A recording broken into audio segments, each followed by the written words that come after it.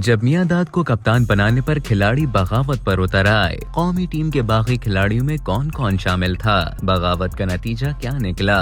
1979 और 80 के दौरान जब पाकिस्तानी क्रिकेट टीम भारत से हारकर वापस आई तो उस वक्त कौमी टीम को कप्तानी का मसला दरपेश था। ऑस्ट्रेलिया की टीम चंद दिनों बाद दौरा पाकिस्तान पर आने वाली थी। आसिफ इकबाल कलकत्ता टेस्ट के बाद रिटायर हो चुके थे। उस वक्त के क्रिकेट बोर्ड के चेयरमैन नूर खान ने मुश्ताक मोहम्मद को बुलाया और उन्हें कप्तानी की पेशकश की, लेकिन मुश्ताक मोहम्मद कप्तानी नहीं करना चाहते थे। उन्होंने नूर खान को तजवीज दी कि जावेद मियांदाद को कप्तान बना दिया जाए। उनकी तजवीज मान ली गई और मियांदाद को कप्तान और मुश्ताक मोहम्मद को टीम मैनेजर बना दिया गया। एक रिपोर्ट के मुताबिक जावेद मियांदाद को कप्तान बनाने के फैसले को टीम के सीनियर खिलाड़ियों ने तस्लीम नहीं किया। खास तौर पर जहीर अब्बास और माजिद खान सख्त नाला थे, लेकिन उस वक्त वो खामोश रहे क्योंकि भारत में उनकी कारकर्दगी गैर तसल्ली बख्श रही थी। उन्होंने वक्ती तौर पर इस फैसले को मान लिया। ऑस्ट्रेलिया को पाकिस्तान ने 1-0 से हरा दिया। 1980 के आखिर में वेस्ट इंडीज की टीम पाकिस्तान आई और 4 टेस्ट खेले गए और पाकिस्तान ये सीरीज 1-0 से हार गया,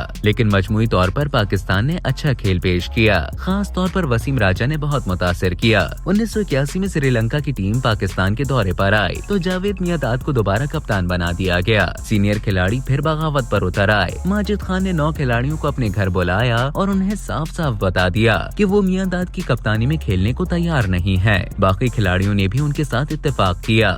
उनमें मोहसिन खान, इमरान खान, सिकंदर बख्श, सरफराज नवाज, मुदस्सिर नजर, वसीम बारी और वसीम राजा शामिल थे। लेकिन बोर्ड ने बाकी खिलाड़ियों के बजाय जावेद मियांदाद का साथ देने का फैसला किया। ये फैसला किया गया कि श्रीलंका के मुकाबिल नई टीम खिलाई जा सकती है। इस पर कई बाकी खिलाड़ी दोबारा खेलने के लिए तैयार हो गए। सिर्फ माजिद खान और सिकंदर बख्श रह गए। मामला ज्यादा बिगड़े तो जावेद मियांदाद ने इस्तीफा दे दिया, लेकिन ये इस्तीफा मशरूत था। उन्होंने कहा कि वो किसी को भी कप्तान तस्लीम कर सकते हैं, लेकिन माजिद खान को नहीं। इस पर बोर्ड ने इमरान खान को कप्तान मुकर्रर कर दिया। इस तरह इस बगावत का खात्मा हुआ। बोर्ड का इमरान खान को कप्तान बनाने का फैसला दुरुस्त साबित हुआ और इमरान खान की क़यादत में टीम में न सिर्फ नए खिलाड़ी शामिल हुए बल्कि कई अहम कामयाबियां भी समेटी।